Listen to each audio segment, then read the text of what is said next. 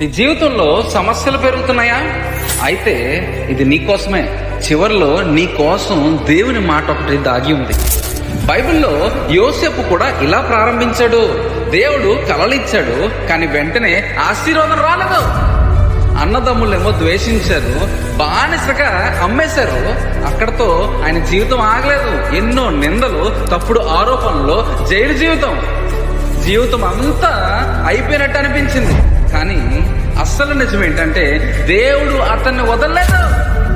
దేవుడు అతనితోనే ఉన్నాడు.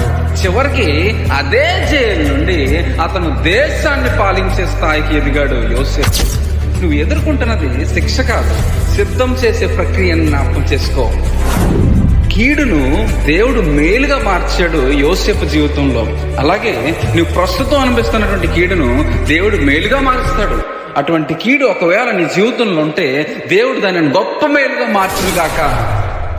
ఆమేన్.